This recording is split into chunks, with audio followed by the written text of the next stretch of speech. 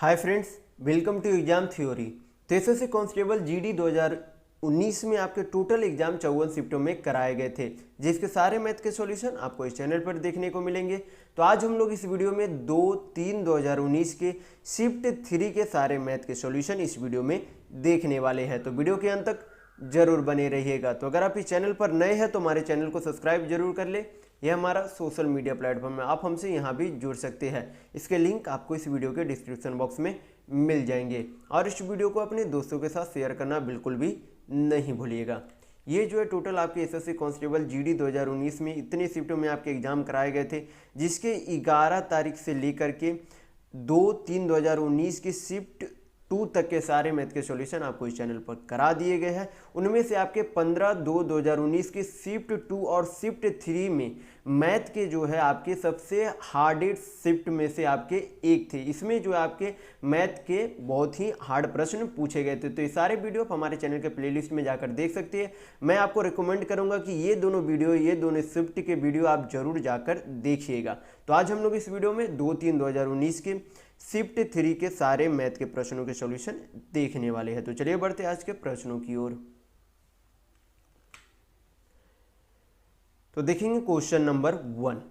यहां पर दिया गया क्वेश्चन में कि एक त्रिभुज की भुजाएं 5 सेंटीमीटर, 12 सेंटीमीटर और 13 सेंटीमीटर है।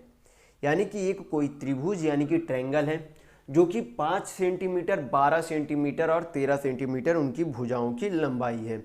फिर बोला गया कि एक आयत बनाया गया है, एक आयत बनाया गया है जिसका क्षेत्रफल त्रिभुज के क्षेत्रफल के बराबर है। यानी कि ये जो 3 भुजाएं दी गई है उस त्रिभुज के क्षेत्रफल, यानी कि ये जो त्रिभुज की तीनों भुजाएं हैं उस त्रिभुज के क्षेत्रफल के बराबर किसका क्षेत्रफल है? इस आयत का क्षेत्रफल है, जिसकी चौड़ाई क्या है? 5 सेंटीमीटर है। तो आपसे पूछा जा रहा है कि उस आयत का परिमाप यानी कि उस रेक्टेंगल का पेरीमीटर क्या होगा, ये आपसे पूछा जा रहा है। तो सबसे पहले हमें करना क्या होगा? हमें करना ये होगा कि इस त्रिभुज का एरिया यानी कि क्षेत्रफल निकालना होगा। तो अगर आप इसे ध्यान से देखेंगे तो ये आपका क्या बन रहा है? राइट एंगल ट्रायंगल बन रहा है। क्या बन रहा है? एक राइट एंगल ट्रायंगल बन रहा है। क्योंकि राइट एंगल ट्रायंगल में अगर मैं इसे 5 सेंटीमीटर मान लेता हूँ, इसे 12 सेंटीमीटर, तो ये आपका क्या बन जाता है? 13 सेंटीमीटर बन जाता है। ये जो है आपको पाइथागोरस थ्योरम आपको पता होना चाहिए कि यहाँ पर लंब का स्क्वायर प्लस बेस यानी कि आधार का स्क्वायर का अंडर रूट, यानी 5 का स्क्वायर प्लस 12 का स्क्वायर का अंडर रूट कितना होता है? 13 होता है। यानी कि इस जो तीनों भुजा है वो जो है क्या बना रही है? एक राइट एंगल ट्रायंगल बना रही है। तो राइट एंगल ट्रायंगल का एरिया का फॉर्मूला क्या होता है आपका? Half into base into height होता है। क्या होता है? Half into base into height, यानी कि हाफ गुना आधार गुना ऊंचाई होता है। तो आपका क्या निकल जाएगा? सारा वैल्यू पुट करेंगे तो इस त्रिभुज का क्षेत्रफल निकल जाएगा। तो त्रिभुज का क्षेत्रफल कितना हो गया? हाफ इंटू बेस यानी कि आधार कितना है? तो 12 है। यहां पर हाइट यानी कि ऊंचाई कितना है? तो 5 है। यहां पर क्या लिखेंगे? 5 लिखेंगे। तो ये आपका क्या निकल गया? इस त्रिभुज का क्षेत्रफल निकल गया, जो कि किसके बराबर है? इस आयत के क्षेत्रफल के बराबर है। तो किसी भी आयत यानी कि रेक्टेंगल का एरिया का फॉर्मूला क्या होता है? लेंथ गुने ब्रेथ होता है। किसी भी आयत के एरिया यानी कि क्षेत्रफल का फॉर्मूला क्या होता है? लेंथ इंटू ब्रेथ, यानी कि लंबाई गुना चौड़ाई होता है। तो लंबाई हमें क्या करना पड़ेगा? निकालना पड़ेगा। तो लंबाई को हम लोग यल से डिनोट कर देते हैं, और चौड़ाई यानी कि ब्रेथ कितना दिया गया क्वेश्चन में? 5 सेंटीमीटर दिया गया। कितना दिया गया? 5 सेंटीमीटर दिया गया। तो इधर आपका क्या हो गया? आयत का क्षेत्रफल हो गया। तो दोनों का प्रश्न में बोला जा रहा है कि क्षेत्रफल क्या है दोनों का? त्रिभुज का और आयत का क्षेत्रफल समान है। तो समान है तो यहाँ पर क्या करेंगे? इक्वल टू का साइन दे देंगे। कैलकुलेट करेंगे यानी कि सिंप्लीफाई करेंगे तो आपका क्या निकल जाएगा? लेंथ यानी कि लंबाई निकल जाएगी इस आयत की। तो चलिए इसे हल कर लेते हैं। तो 2 छक 12, 5 से 5 चला गया, यानी कि उस आयत की लंबाई यानी कि लेंथ कितना आ गया? 6 सेंटीमीटर आ गया। कितना आ गया? 6 सेंटीमीटर आ गया। तो आपसे क्वेश्चन में पूछा गया है कि आयत का परिमाप यानी कि उस रेक्टेंगल का पेरीमीटर क्या होगा? तो किसी भी आयत के पेरीमीटर यानी कि परिमाप का फॉर्मूला क्या होता है? 2 इंटू यल प्लस बी होता है, यानी कि 2 इंटू लंबाई प्लस चौड़ाई होता है। क्या होता है परिमाप का फॉर्मूला? 2 इंटू लंबाई प्लस चौड़ाई होता है। तो सारा वैल्यू पुट करेंगे। 2 यल यानी कि लेंथ यानी कि लंबाई, तो लंबाई आपका कितना आया 6 सेंटीमीटर। चौड़ाई यानी कि आपका ब्रेथ कितना दिया गया था 5 सेंटीमीटर, तो 5 यहाँ पर क्या करेंगे लिखेंगे, सभी को यहाँ पर क्या करेंगे कैलकुलेट करेंगे, तो कितना आ जाएगा 6 5 11, 11 दूनी 22 सेंटीमीटर आ गया। यानी कि उस आयत का परिमाप आपका कितना आ गया 22 सेंटीमीटर आ गया। यानी कि यहाँ पर आपका ऑप्शन नंबर 3 बिल्कुल सही होगा। तो चलिए बढ़ते हैं नेक्स्ट क्वेश्चन की ओर। तो देखेंगे क्वेश्चन नंबर 2। यहां पर दिया गया है क्वेश्चन में कि दो संख्याओं का अनुपात कितना है 3:5 है। दो संख्याएं हैं उनका अनुपात कितना दिया गया 3:5 यानी कि 3:5 दिया गया है। फिर बोला गया कि यदि प्रत्येक संख्या में 10 की कमी होती है, प्रत्येक संख्या में यानी कि पहली संख्या में भी दो संख्याएं दी गई है जिनका अनुपात 3 और 5 है। फिर बोला गया कि दोनों संख्याओं में क्या किया गया 10-10 की कमी की गई, दोनों संख्याओं में क्या किया गया 10-10 घटाया यानी कि उसमें 10-10 कमी की गई, तो उनका अनुपात कितना हो जाता है 5:9 हो जाता है। कितना हो जाता है आपका 5:9 हो जाता है। तो पूछा जा रहा है कि वह संख्याएं ज्ञात करें, यानी कि जो अनुपात पहले दिया गया था उसके आधार पर वह संख्याएं जो है अंक में कितना उनका एक निश्चित मान है वो आपसे पूछा जा रहा है। तो यहाँ पर जो है सबसे पहले क्वेश्चन में क्या दिया गया, क्वेश्चन में दिया गया कि दोनों संख्याओं का अनुपात कितना है 5:3 है। इसे हम लोग पहला संख्या मान लेते, इसे दूसरा संख्या मान लेते, यानी कि दोनों संख्याओं का अनुपात कितना दिया गया 3:5 दिया गया। फिर बोला गया कि जब उसमें परिवर्तन यानी कि 10 की कमी की गई तो उनका अनुपात कितना हो गया 5:9 हो गया। कितना हो गया 5:9 हो गया। तो क्या यहां पर रेशियो में जब हम लोग अंतर दिख रहे तो क्या अंतर बराबर दिख रहा है, क्योंकि जब घटाया गया था दोनों में तो दोनों में क्या किया था 10-10 की कमी की है, लेकिन जब रेशियो यानी कि रेशियो को जब घटाया जाएगा, रेशियो के यूनिट को जब घटाया जा रहा है तब उनका मान बराबर नहीं आ रहा। जैसे कि 5 में से 3 जाएगा तो 2, यानी कि डिफरेंस 2 हो रहा है, लेकिन यहाँ पर डिफरेंस कितना हो रहा है 9 में से 5 गया 4 हो रहा है। यानी कि हमें क्या करना है डिफरेंस यानी कि अंतर समान करना है। तो अंतर समान करने के लिए क्या करेंगे हम लोग, यहाँ पर जो ये अनुपात में नंबर दिया गया उसका अंतर को क्या करेंगे उसके अपोजिट रेशियो वाले नंबर में गुना करेंगे। जैसे कि 3 और 5 का डिफरेंस यानी कि अंतर कितना है, तो 3 और 5 का अंतर 2 होता है, तो 2 यहाँ पर गुना कर देंगे। और 5 और 9 का अंतर कितना होता है, तो 5 और 9 का अंतर होता है 4 होता है। कितना होता है 5 और 9 का अंतर, यानी कि 9 में से 5 घटाएंगे तो कितना आएगा 4 आएगा। तो अब क्या करेंगे, अब दोनों को गुना कर देंगे, बाकी को यहाँ पर गुना करेंगे, 4 से 3 को गुना करेंगे कितना आ जाएगा 12 आ जाएगा, 4 से 5 को गुना करेंगे तो कितना आ जाएगा 20 आ जाएगा। यानी कि पहले जो है पहली संख्या दूसरी संख्या का शुरुआती अनुपात कितना आ गया, अब 12:11 आ गया। अब परिवर्तन के बाद इनका अनुपात कितना आ गया, तो 5 दूनी 10, 9 दूनी 18 आ गया। यानी कि परिवर्तन के बाद पहले और दूसरे संख्या का अनुपात कितना आ गया 10:18 आ गया। कितना आ गया 10:18 आ गया। तो जब यहाँ पर जब परिवर्तन किया गया शुरुआती और बाद वाले अनुपात में, तब यहां पर अब रेशियो में अंतर देखिए, जैसे कि यहां पर 12 है, यहां पर अब कितना है 10 है, यानी कि दोनों के नंबर में अंतर कितना है 2 का अंतर है। कितने का यूनिट का अंतर है 2 यूनिट का अंतर है। फिर यहां पर देखेंगे 20 और 18 है, तो यहां पर भी क्या है 2 यूनिट का अंतर है। यानी कि अब यहां पर अनुपात में क्या हो गया, दोनों अंक जो है यानी कि अंतर जो है यूनिट में क्या हो गया समान हो गया।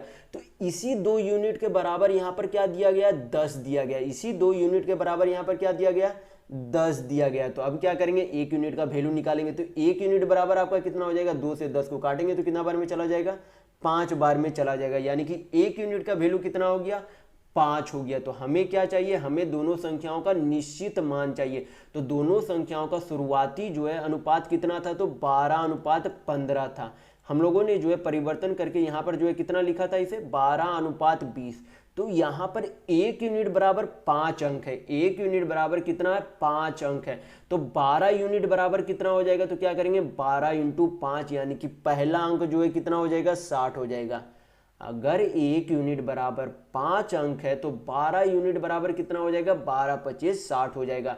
फिर उसी तरीके से 1 यूनिट बराबर अगर 5 अंक है तो 20 यूनिट बराबर आपका कितना हो जाएगा, तो 20 × 25 100 हो जाएगा। यानी कि दोनों संख्याओं का हमें क्या पता चल गया, निश्चित मान पता चल गया। यानी कि पहली संख्या क्या है 60 है और दूसरी संख्या क्या है 100 है। यानी कि यहाँ पर आपका ऑप्शन नंबर 2 बिल्कुल सही होगा। तो अगर आपको वीडियो पसंद आ रहा है तो लाइक करते जरूर चलिएगा। तो चलिए बढ़ते हैं नेक्स्ट क्वेश्चन की ओर। तो देखेंगे क्वेश्चन नंबर 3। यहां पर दिया गया है क्वेश्चन में कि 100 वस्तुओं का माध्य क्या है 30 पाया गया। माध्य यानी कि मीन होता है। मीन निकालने का तरीका क्या होता है? मीन मतलब एक तरीके से आपका क्या हो जाता है? एवरेज हो जाता है। मीन मतलब एक तरह से आपका क्या निकालना होता है? एवरेज यानी कि औसत निकालना होता है। तो बोला गया कि 100 वस्तुओं का माध्य यानी कि औसत कितना है? 30 पाया गया है। फिर बोला गया कि यदि गणना के समय दो वस्तुओं को 23 और 11 के बजाय 32 और 12 के रूप में गलत तरीके से लिया गया तो सही माध्य यानी कि सही औसत क्या है, ये आपसे पूछा जा रहा है। तो असल में जो है उसे लेना कितना था दोनों अंक को? तो एक अंक 23 लेना था और एक अंक 11 लेना था। यानी कि दोनों अंक कुल मिलाकर जो है कितना लेना था? तो 23 और 11 आपका कितना हो गया? 23 और 11 जोड़ेंगे तो आपका 34 हो जाएगा। यानी कि दोनों अंक का कुल योग मिलाकर 34 आता है। यानी कि वह संख्या क्या कितना लेना चाहिए था? आपका 34 लेना चाहिए था। लेकिन उन दोनों संख्याओं का जो है कितना ले लिया गया था? 32 और 11। यानी कि कितना ले लिया गया था योग में? तो 32 और 12 जोड़ेंगे तो कितना आ जाएगा? 44। यानी कि हमें उन दोनों संख्याओं का योग 34 लेना चाहिए था, लेकिन गलती से हमें जो है हम लोगों ने क्या लिया? उसे 44 ले लिया। यानी कि लेना चाहिए था 34 लेकिन ले लिया गया 44। यानी कि कितना अधिक ले लिया गया? तो अंतर करेंगे तो कितना हो जाएगा? 10। यानी कि पूरे जो नंबर था, पूरे नंबर का योग जो था उसमें 10 अंक जो है क्या किया गया? अधिक ले लिया गया। कितना अंक अधिक ले लिया गया? 10 अंक अधिक ले लिया गया। तो हम लोग क्या करेंगे? पहले सबसे पहले यहां पर 100 वस्तुओं का अगर माध्य 30 है तो क्या निकालेंगे? 100 वस्तुओं का क्या निकाल लेंगे? योग यानी कि उसका सम निकाल लेंगे। तो 100 वस्तुओं का अगर माध्य 30 यानी कि औसत 30 है तो कुल योग निकालने के लिए क्या करेंगे? 100 × 30 करेंगे। अगर कुल 100 संख्याओं का औसत 30 है तो दोनों संख्या को गुना करेंगे तो क्या निकल जाएगा? दोनों संख्याओं का यानी कि पूरे 100 संख्याओं का क्या निकल जाएगा? योग निकल जाएगा। तो पूरे 100 संख्याओं का योग कितना हो गया? 3000 हो गया। यानी कि उन 100 संख्याओं का योग कितना है? 3000 है। उस जो है 3000 में 10 अंक को क्या किया गया? अधिक जोड़ लिया गया है, क्योंकि हमें 34 उसमें जोड़ना था। उन दो संख्याओं का योग 34 जोड़ना था, लेकिन उसमें हम लोगों ने 44 जोड़ लिया। यानी कि 10 अधिक, इस 3000 में हम लोगों ने 10 अधिक जोड़ लिया है। तो क्या करेंगे? अब इसे सही औसत निकालने के लिए इसमें 10 माइनस करेंगे। तो 10 माइनस करेंगे तो आपका कितना आ जाएगा? 2990 आ जाएगा। कितना आ जाएगा? 2990 आ जाएगा। यानी कि अब उन 100 संख्याओं का सही योग हमें पता चल गया। तो सही योग पता चल गया तो हमें औसत निकालने के लिए अब क्या करेंगे? हम लोग 100 से डिवाइड कर देंगे, क्योंकि टोटल नंबर कितना है? यानी कि टोटल वस्तुएं कितना है? 100 वस्तुएं। तो 100 वस्तुओं का योग 2990 और टोटल वस्तु 100 है तो भाग देंगे तो आपका क्या निकल जाएगा? एक्यूरेट एवरेज यानी कि सही माध्य निकल जाएगी। तो यहाँ पर 0 से 0 चला गया, पॉइंट में औसत है तो आपका यानी कि माध्य है तो कितना आ जाएगा? 29.9। यानी कि इस क्वेश्चन का माध्य यानी कि सही माध्य क्या आ जाएगा? 29.9 आएगा। तो यहाँ पर आपका ऑप्शन नंबर 2 बिल्कुल सही होगा। तो चलिए बढ़ते हैं नेक्स्ट क्वेश्चन की ओर। तो देखेंगे क्वेश्चन नंबर 4। ये आपका क्या है? सिंप्लीफिकेशन का क्वेश्चन है। बॉड मास थ्योरम आपको पता होना चाहिए। मैं पहले वाले वीडियो में काफी बार बता चुका हूं कि बॉड मास थ्योरम क्या होता है। BODMAS होते हैं। बी से आपका क्या हो जाता है? ब्रैकेट 3 प्रकार के होते हैं, बिग ब्रैकेट, मिडिल ब्रैकेट और स्मॉल ब्रैकेट होता है। ओ से ऑफ, हिंदी में का दिया हो रहा था। डी से डिवाइड यानी कि भाग, एम से मल्टीप्लाई यानी कि गुणा, ए से ऐड यानी कि जोड़, एस से सब्ट्रैक्ट यानी कि घटा होता है। तो जो आपका पहले दिया गया यानी कि ब्रैकेट आपका पहले है बॉड मास थ्योरम के हिसाब से, ब्रैकेट पहले है तो ब्रैकेट पहले हल करेंगे, उसके बाद ऑफ, उसके बाद डिवाइड, यानी कि बॉड मास थ्योरम के हिसाब से जो पहले दिया गया उसे पहले हल करेंगे, जो बाद में दिया गया उसे बाद में हल करेंगे। चलिए सिंप्लीफिकेशन को हल कर लेते हैं हम लोग। तो सबसे पहले क्या करेंगे? इस ब्रैकेट वाले को हल करेंगे। तो 28 में से 13 जाएगा, 28 में से 13 जाएगा तो आपका कितना बचेगा? 15 बचेगा। 28 में से जब 13 को माइनस करेंगे तो कितना आपका आ जाएगा? 15 आ जाएगा। 15 को क्या करना है? 6 से गुना करना। ऑफ का मतलब क्या होता है? गुना होता है। ऑफ का मतलब क्या होता है? एक तरीके से गुना होता है। यानी कि हमें क्या करना है? 15 × 6 करना है। तो बाकी सारा हम लोग नीचे लिख लेंगे। 87 -15 इंटू 6 करेंगे तो आपका कितना हो जाएगा, 15 छक 90। आगे क्या है, प्लस का साइन है तो प्लस दे देंगे। आपका यहाँ पर कितना हो जाएगा, 9 चौक 36 हो जाएगा। कितना हो जाएगा, 9 चौक 36। यहाँ पर इसे क्या करेंगे, कैलकुलेट कर लेंगे तो आपका आंसर आ जाएगा। तो यहाँ पर 87 में से 90 गया तो -3 प्लस 36 तो आपका कितना बच जाएगा, यहाँ पर 33 आपका इस सिंप्लीफिकेशन का सही आंसर आ जाएगा। तो यहाँ पर आपका ऑप्शन नंबर 4 बिल्कुल सही होगा। तो चलिए बढ़ते हैं नेक्स्ट क्वेश्चन की ओर। तो देखेंगे क्वेश्चन नंबर 5। यहां पर दिया गया क्वेश्चन में कि एक पेड़ से 4.2 किलोमीटर की दूरी पर एक बंदूक से फायर किया जाता है। यदि ध्वनि 13 सेकेंड के बाद सुनाई देती है तो ध्वनि की गति क्या है। तो सबसे पहले आपको इस प्रश्न को बनाने से पहले पता होना चाहिए कि गति यानी कि चाल निकालने का फॉर्मूला क्या होता है। तो चाल बराबर आपका क्या हो जाता है, दूरी बटा समय होता है। आपको हमेशा ध्यान रखना है कि चाल बराबर क्या होता है, दूरी बटा समय। में पहले वाली वीडियो में काफ़ी बार बता चुका हूँ। हर एक शिफ्ट में आपसे आपके जो है स्पीड, टाइम एंड डिस्टेंस, ये सबसे जो है क्वेश्चन आपके 1 से 2 क्वेश्चन हर एक शिफ्ट में आपके बने हैं। तो इस तरीके के आपके फॉर्मूले आप हमेशा याद रखिएगा कि चाल बराबर दूरी बटा समय होता है, या फिर दूरी बराबर चाल इंटू समय होता है, या फिर समय बराबर दूरी बटा चाल होता है। आप किसी भी तरीके से इसे याद रख सकते हैं। तो हमें यहाँ पर क्या निकालना है, चाल यानी कि स्पीड निकालनी है। तो चाल बराबर अभी आपको क्या बताया गया, दूरी बटा समय, यानी कि स्पीड बराबर यानी कि चाल बराबर क्या होता है, दूरी बटा समय। तो दूरी कितना दिया गया, 4.2 किलोमीटर दिया गया है, और समय किस में दिया गया, सेकेंड में दिया गया है। समय यहाँ पर सेकेंड में है, यहाँ पर दूरी लेकिन किलोमीटर में दी गई है। और जो आपका चाल पूछा जा रहा है किस में दिया गया ऑप्शन में, मीटर पर सेकेंड में दिया जा रहा है। किस में दिया जा रहा है, मीटर पर सेकेंड में दिया जा रहा है। यानी कि हमें ये जो दूरी है उसे किस में चेंज करना होगा, मीटर में चेंज करना होगा। जो 4.2 किलोमीटर उसे क्या करना होगा, मीटर में चेंज करना होगा। तो किलोमीटर को मीटर में चेंज करने के लिए क्या करते हैं, 1000 से गुना करते हैं। तो जब 4.2 किलोमीटर को 1000 से गुना किया जाएगा तो कितना आपका हो जाएगा, 4200 मीटर हो जाएगा। कितना हो जाएगा आपका, 4200 मीटर हो जाएगा। तो हमें जो है दूरी क्या पता चल गई, मीटर में पता चल गई। तो चाल बराबर क्या होता है, दूरी बटा समय। तो दूरी कितना आ गया आपका, 4200 मीटर। कितना, 4200 मीटर। बटा क्या लिखते हैं, समय। समय कितना है, 13 है। तो अब क्या करेंगे, पॉइंट में आंसर है तो 4200 को 13 से भाग देंगे। तो 13 तिया 39 होता है। हाथ में आपका 3 बचा तो 30, 13 दूनी 26, हाथ में आपका 4 बचा तो 40, 13 तिया 39, हाथ में 1 बचा तो 10 जाएगा। तो यहाँ पर आपका 1 शून्य और होगा, 13 सत्ते 91 आपका लग जाएगा। यानी कि यहाँ पर आपकी स्पीड कितनी आ गई, ये जो आपका एक्यूरेट स्पीड नहीं, ये आपका अप्रोक्स स्पीड है। यानी कि ये जो है आपका लगभग स्पीड यहाँ पर आया, जो कि आपका ऑप्शन में भी यहाँ पर मैच कर रहा है। तो यहाँ पर जो आपका स्पीड कितना आ गया, 323.07 मीटर पर सेकेंड स्पीड आ गया। किसकी आई है, तो बंदूक जो फायर की गई थी उसकी जो है गति आया है। यानी कि आपका यहाँ पर ऑप्शन नंबर 2 बिल्कुल सही होगा। तो यहाँ पर जो आपकी ध्वनि की गति आ गई है, तो यहाँ पर आपका ऑप्शन नंबर 2 बिल्कुल सही है। तो चलिए बढ़ते हैं नेक्स्ट क्वेश्चन की ओर। तो देखेंगे क्वेश्चन नंबर 6।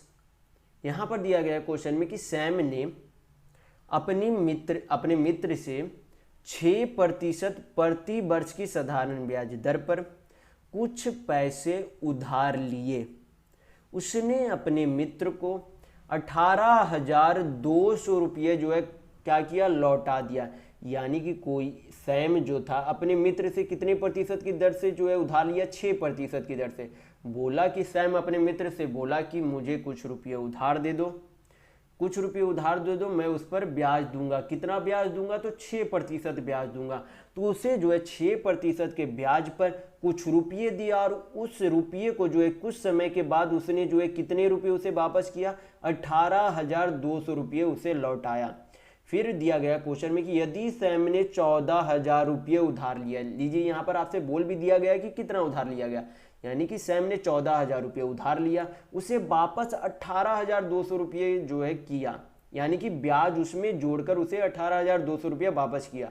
तो आपसे पूछा जा रहा है कि कितने समय बाद जो है वापस पैसा उसने किया। तो सबसे पहले हम लोग निकालेंगे कि उसने जो है कुल मिलाकर कितना साधारण ब्याज दिया। उसने सैम ने कुल मिलाकर कितना साधारण ब्याज दिया। तो साधारण ब्याज निकालने का तरीका यानी कि फॉर्मूला क्या होता है, साधारण ब्याज निकालने का फॉर्मूला होता है कि अमाउंट माइनस प्रिंसिपल। क्या होता है, सिंपल इंटरेस्ट यानी कि साधारण ब्याज निकालने का होता है फॉर्मूला कि अमाउंट माइनस प्रिंसिपल यानी कि मिश्र धन माइनस मूलधन होता है। तो मिश्र धन आपका कितना है, 18,200 रुपये। कितने हैं, 18,200 रुपये। और मूलधन आपका कितना, 14,000 रुपये है। तो क्या करेंगे, 18,002 में से 200 में से 14,000 माइनस करेंगे तो आपका कितना आ जाएगा, 4,200 रुपये। यानी कि उसने साधारण ब्याज के तौर पर उसे कुल जो है कुछ समय बाद उसने जो है 4,200 रुपये ब्याज दिया। तो हमें जो है अब क्या पता चल गया, कुल ब्याज यानी कि टोटल साधारण ब्याज हमें पता चल गया रुपये में। तो यहाँ पर फिर हम लोग क्या करेंगे, यहाँ पर हम लोग ये करेंगे कि एक साल में अगर उसका मूलधन 14,000 रुपये है तो एक साल में उसे जो है साधारण ब्याज कितने रुपये मिलता है, कि एक साल में उसे साधारण ब्याज कितने रुपये मिलता है। अगर 14,000 रुपये उसका मूलधन है तो 6% की दर से एक वर्ष का ब्याज कितना होगा, यानी कि हम लोग क्या करेंगे, 14,000 का 6% निकालेंगे। तो 14,000 का 6% जब निकालेंगे तो कितना रुपये होता है, 840 रुपये होता है। यानी कि एक साल का साधारण ब्याज, एक साल का साधारण ब्याज कितना है, 840 रुपये है। हम लोगों ने क्या किया, यहाँ पर 14,000 का 6% निकाला। तो 14,000 का 6% कितना है, 840 रुपये। यानी कि एक साल में 840 रुपये साधारण ब्याज मिलता है। उसे कुल ब्याज कितना मिला, 4,200 रुपये ब्याज मिला। तो जब कुल ब्याज को एक साल के ब्याज से भाग देंगे, जब कुल ब्याज को एक साल के ब्याज से भाग देंगे तो हमें क्या पता चल जाएगा कि कितने साल के लिए उस धनराशि को ब्याज पर लगाया गया था, ये हमें पता चल जाएगा। तो इसे क्या करेंगे, सिंप्लीफाई करेंगे तो 1 0 चला गया। 84 से काटेंगे तो कितना बार में चला जाएगा, 5 बार में 420 चला जाएगा। यानी कि उस धनराशि को 5 साल के लिए लगाया गया था। कितने साल के लिए लगाया गया था, 5 साल के लिए लगाया गया था। तो यहाँ पर आपका ऑप्शन नंबर 4 बिल्कुल सही होगा। तो चलिए बढ़ते हैं नेक्स्ट क्वेश्चन की ओर। तो देखेंगे क्वेश्चन नंबर 7।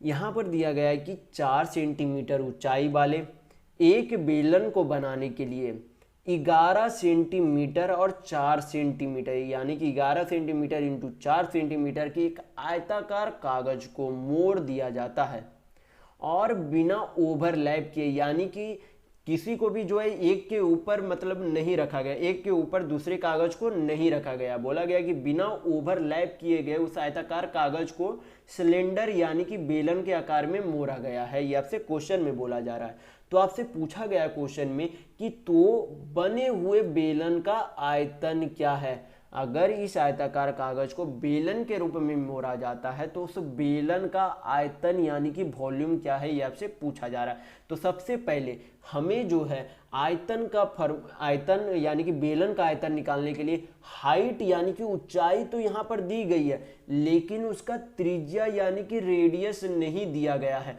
तो हमें क्या निकालना होगा, बेलन का त्रिज्या यानी कि रेडियस हमें निकालना होगा। तो रेडियस निकालने के लिए हम लोग क्या करेंगे, यहाँ पर जो है क्या दिया गया, 14 इंटू 4 सेंटीमीटर आयत की लंबाई और चौड़ाई दी गई है।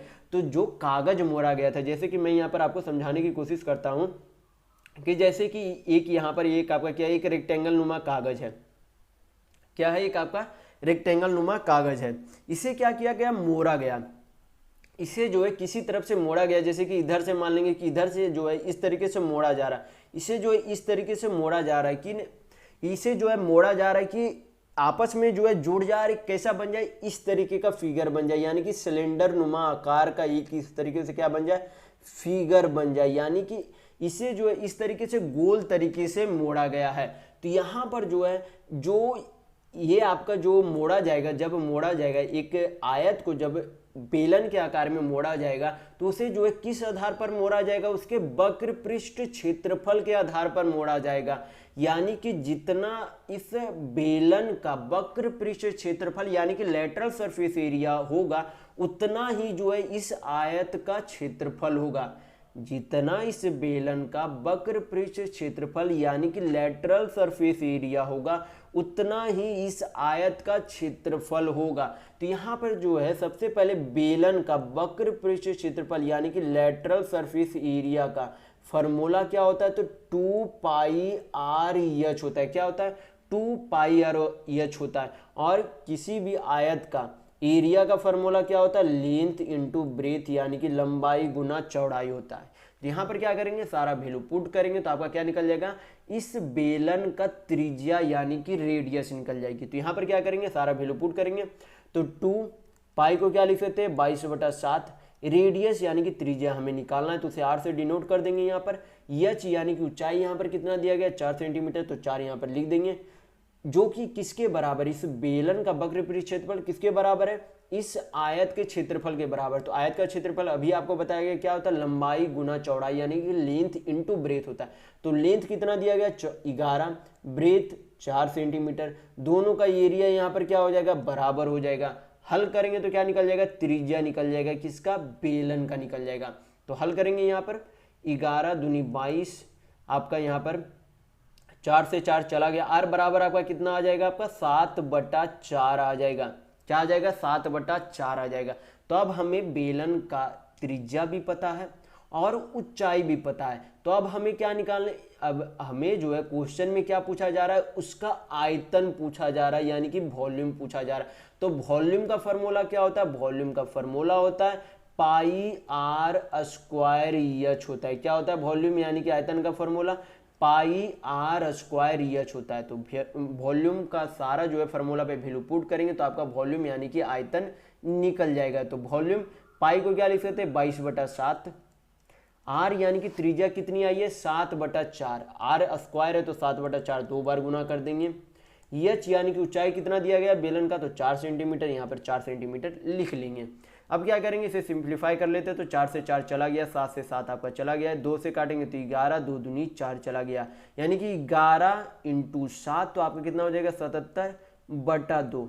पॉइंट में आंसर है तो पॉइंट में इसे चेंज करेंगे तो कितना हो जाएगा 38 दूनी 76 पॉइंट यानी कि 38.5 सेंटीमीटर क्यूब क्या हो जाएगा, इस बेलन का आयतन यानी कि वॉल्यूम हो जाएगा टोटल। तो यहाँ पर आपका ऑप्शन नंबर 3 बिल्कुल सही होगा। तो अगर आपको वीडियो पसंद आ रहा है तो लाइक करते जरूर चलिएगा, लाइक कंपलसरी है। तो चलिए बढ़ते हैं नेक्स्ट क्वेश्चन की ओर। तो देखेंगे क्वेश्चन नंबर 8। यहाँ पर दिया गया क्वेश्चन में कि एक निश्चित अवधि के लिए 1800 रुपये पर 10% की दर से चक्रवृद्धि ब्याज जो है 378 रुपये है। कोई जो है धन है, कितना धन है 1800 रुपये धन है, रेट यानी कि कितना दर से ब्याज लग रहा है, तो 10% की दर से ब्याज लग रहा है और 10% की दर से कुल जो है ब्याज कितना लगता है 378 रुपये ब्याज लगता है। तो आपसे पूछा जा रहा है तो वर्षों की समय अवधि क्या है, यानी कि अगर 1800 रुपये में 10% की दर से 378 रुपये ब्याज मिल रहा है तो ये कितने साल में 378 रुपये ब्याज मिल रहा है, ये आपसे पूछा जा रहा है। तो यहाँ पर जो है आपको जो है यहाँ पर बनाने के लिए आपको एक फार्मूला पता होना चाहिए जो कि कंपाउंड इंटरेस्ट का होता है। फार्मूला क्या होता है, P × 100 + R/100 पर क्या हो जाता है पावर T इक्वल टू आपका क्या हो जाता है अमाउंट हो जाता है। क्या हो जाता है अमाउंट हो जाता है। या फिर इसे जो इस तरीके से भी आप लिख सकते हैं कि 100 + R/100 पर पावर T इक्वल टू आपका क्या हो जाता है अमाउंट बाई प्रिंसिपल हो जाता है। तो ये फार्मूला आप हमेशा याद रख सकते हैं। यहाँ पर क्या करेंगे, सारा वैल्यू पुट करेंगे तो आपका आंसर आ जाएगा। तो यहाँ पर जो है 100 + R यानी कि रेट कितना दिया गया, दर कितना दिया गया, तो 10% दिया गया। तो 100 + 10 यानी कि कितना हो जाएगा आपका 110 हो जाएगा, 110/100 पर पावर आपका क्या है T है। यहाँ पर 0 से 0 काट देते हैं हम लोग है, इक्वल टू में आपको क्या करना है, ऊपर अमाउंट यानी कि मिश्र धन लिखना।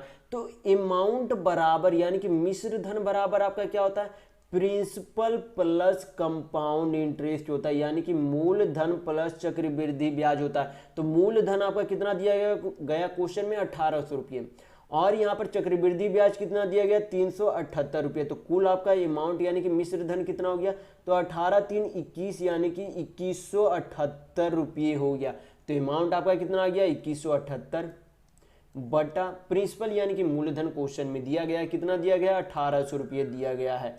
इसे हल करेंगे तो आपका कितना आ जाएगा, 18 से काटेंगे तो 18 100 बार में चला जाएगा, 18 से काटेंगे तो एक बार में, आपका 3 बचा, तो 18 दूनी 36 एक बार में।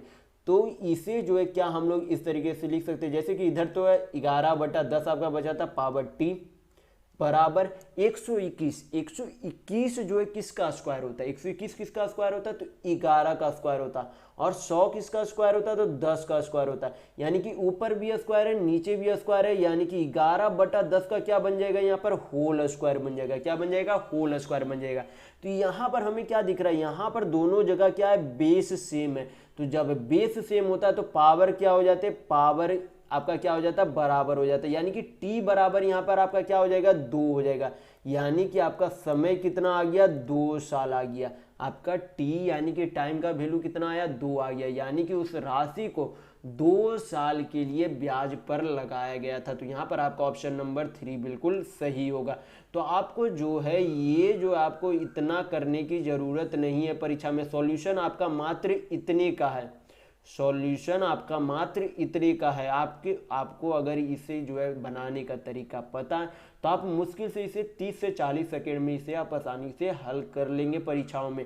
आपको इतना जो है परीक्षाओं में लिखने की ज़रूरत नहीं है। तो यहाँ पर आसानी से आप, जब आपको पता होगा कि इस तरीके से बनाया जाता है, तो आप आसानी से इसे 30 से 40 सेकेंड में हल कर लीजिएगा। चलिए बढ़ते हैं नेक्स्ट क्वेश्चन की ओर। तो देखेंगे क्वेश्चन नंबर 9। यहाँ पर दिया गया है कि यदि जीत और जय का वर्तमान आयु का अनुपात कितना है, 6:7 है, और 5 वर्ष बाद यह अनुपात कितना हो जाता है, 7:8 होगा, तो जय की वर्तमान आयु क्या है।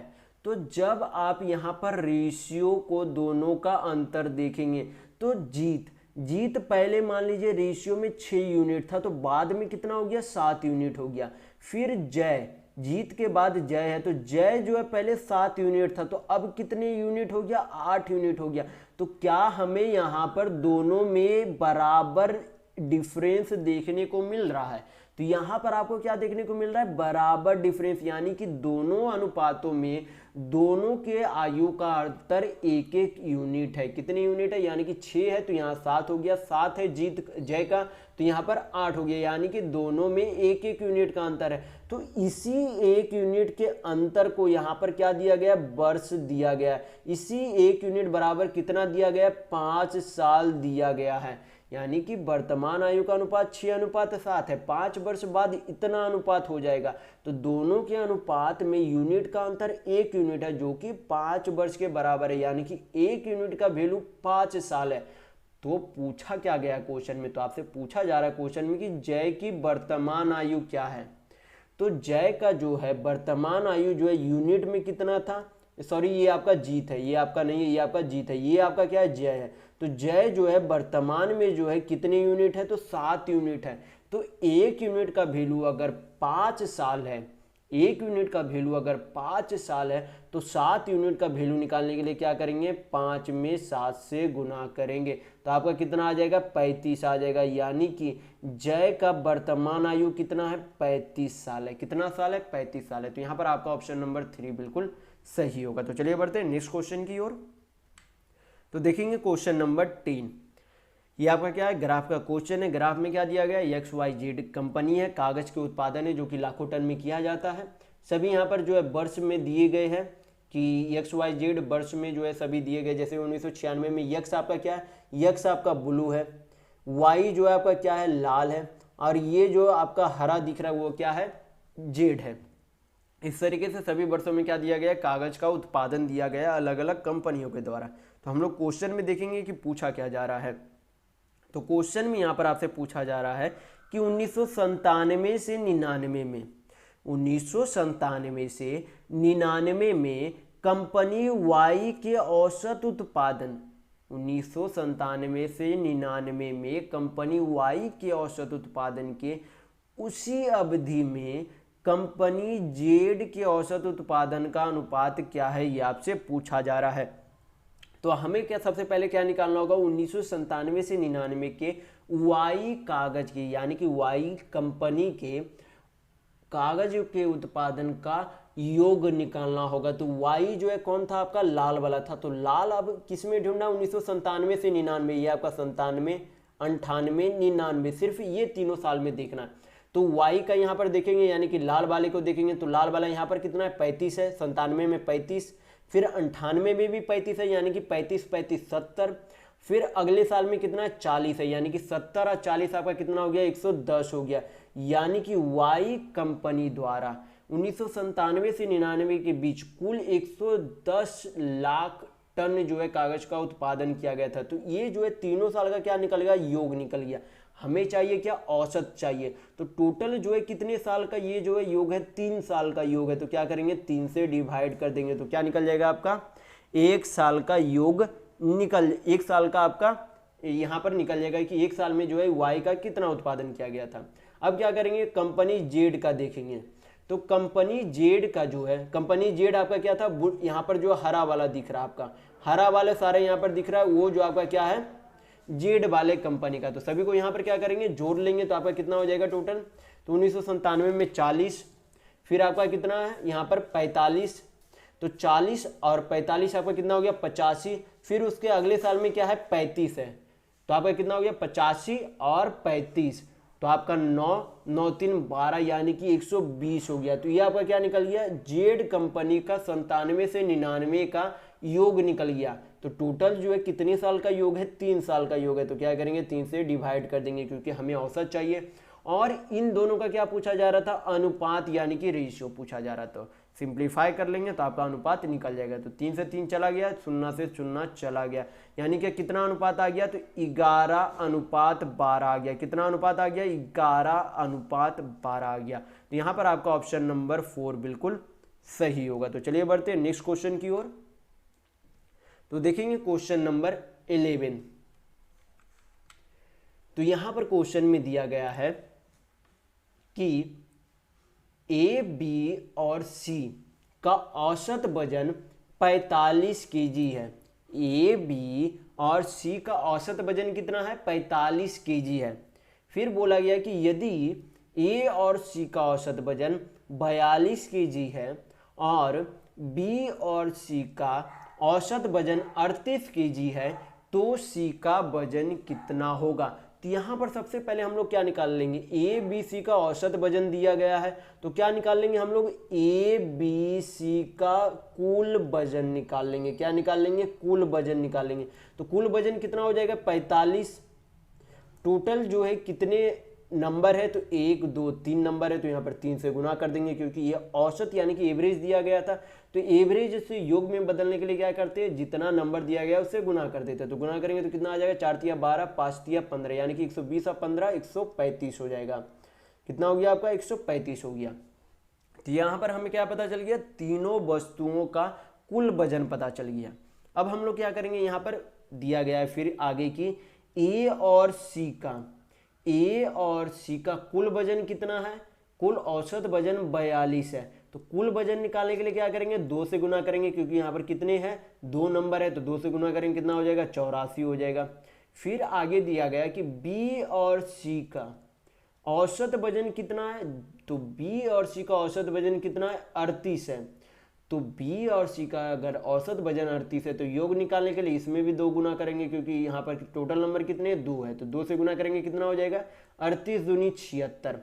तो जब यहाँ पर हम लोग जोड़ते हैं तो यहाँ पर हमें क्या मिलता है, ए मिलता है, 2 बी मिलता, सॉरी 1 बी ही मिलेगा, 1 बी, एक ए, 1 बी और क्या मिलेगा, 2 सी मिलेगा। और इधर योग करेंगे तो कितना हो जाएगा, 8, 7, 15, 1, 16, यानी कि a plus B plus 2c करते हैं तो कितना आता है, 160 आता है। लेकिन a प्लस बी प्लस सी का मान यहाँ पर कितना आ रहा है, 35 आ रहा है। तो यहाँ पर हमें क्या देखने को मिल रहा है कि एक सी यहाँ पर अधिक बार आया हुआ है, यानी कि एक सी को जो है 160 में क्या किया गया है, एक सी को अधिक बार जोड़ा गया है। तो जब हम लोग 160 माइनस 135 कर देंगे, 160 माइनस 135 कर देंगे तो क्या निकल जाएगा, एक जो एक्स्ट्रा सी है उसका क्या निकल जाएगा, एक निश्चित मान केजी में निकल जाएगा। तो यहाँ पर आपका क्या आ जाएगा, अंतर डिफरेंस करने पर तो कितना आ जाएगा आपका 160 माइनस 135, तो आपका कितना आ जाएगा 25 केजी आ जाएगा। यानी कि सी का कितना वजन है, 25 केजी है। सी का कितना वजन है, 25 किलो। तो यहाँ पर आपका ऑप्शन नंबर 1 बिल्कुल सही होगा। तो चलिए बढ़ते हैं नेक्स्ट क्वेश्चन की ओर। तो देखेंगे क्वेश्चन नंबर 12। यहाँ पर दिया गया है क्वेश्चन में कि क्रमशः 200 मीटर और 300 मीटर की लंबाई वाली दो ट्रेनें समानांतर पटरियों पर विपरीत दिशाओं में चल रही है। यदि उनकी गति 40 किलोमीटर प्रति घंटा और 50 किलोमीटर प्रति घंटा है तो एक दूसरे को पार करने में लगने वाला समय क्या होगा। तो आपको पता होना चाहिए कि समय बराबर क्या होता है, समय बराबर आपका होता है दूरी बटा चाल होता है। आप हमेशा याद रखिएगा कि समय बराबर क्या होता है, दूरी बटा चाल। मैं काफ़ी बार आपको बता चुका हूँ। तो क्या होता है समय बराबर दूरी बटा चाल। तो हमें क्या निकालना है, समय ही निकालना है, यानी कि टाइम निकालना है। तो समय निकालने के लिए हमें क्या पता होना चाहिए, दूरी पता होना चाहिए। तो दूरी भी क्या, टोटल दूरी पता होना चाहिए। तो एक ट्रेन की लंबाई कितनी है, मीटर है, 200 मीटर है, और दूसरी ट्रेन की लंबाई कितनी है, 300 मीटर है। यानी कि दोनों ट्रेन को मिलाकर कुल कितनी लंबाई, यानी कि कुल कितनी दूरी हो जाएगी, तो 300 मीटर प्लस 200 मीटर, यानी कि कुल मिलाकर दूरी, यानी कि कुल मिलाकर दोनों ट्रेन की लंबाई 500 मीटर हो जाएगी। फिर नीचे क्या लिखना है, चाल, यानी कि समय निकालने के लिए क्या करते हैं, दूरी बटा चाल। तो ऊपर दूरी हम लोगों ने लिख लिया, नीचे क्या लिखेंगे हम लोग, चाल लिखेंगे। तो चाल क्या दिया गया, 40 किलोमीटर और 50 किलोमीटर दिया गया। तो चाल यहाँ पर क्या होगा, जुटेगा, क्योंकि यहाँ पर बोला जा रहा है कि दोनों ट्रेन जो एक दूसरे के विपरीत दिशाओं में चल रही है। तो जब ट्रेन एक दूसरे के विपरीत दिशा में चलती है तो चाल यानी कि स्पीड क्या होती है, जुट जाती है। जब ट्रेन एक दूसरे के विपरीत दिशा यानी कि अपोजिट डायरेक्शन में चलती है तो दोनों ट्रेन की चाल यानी कि स्पीड क्या हो जाती है, जुट जाती है। तो दोनों की स्पीड जोड़कर कितनी हो जाएगी, 50 किलोमीटर प्लस 40 किलोमीटर, यानी कि कुल मिलाकर 90 किलोमीटर प्रति घंटा हो जाएगी। लेकिन यहाँ पर जो आपकी दूरी है वो किस में है, मीटर में है, और यहाँ पर जो आपका चाल है किस में है, किलोमीटर प्रति घंटा में है। तो हमें क्या करना होगा, किलोमीटर प्रति घंटा के चाल को मीटर पर सेकेंड में चेंज करना होगा। तो किलोमीटर प्रति घंटा के चाल को मीटर पर सेकेंड में चेंज करने के लिए क्या करते हैं, 5/18 से गुना करते हैं। किलोमीटर प्रति घंटा के चाल को मीटर पर सेकेंड में चेंज करने के लिए उससे किससे गुना करते हैं, 5/18 से गुना करते हैं। तो सिंप्लीफाई कर लेंगे तो आपका क्या निकल जाएगा, समय यानी कि टाइम निकल जाएगा। यहाँ पर काटेंगे तो 18×5 = 90, 5×5 = 25, दूनी क्या हो जाएगा 50, यानी कि 20 आ जाएगा। तो आपका टोटल समय कितना लग जाएगा, 20 सेकेंड लग जाएगा। कितना लग जाएगा, 20 सेकेंड।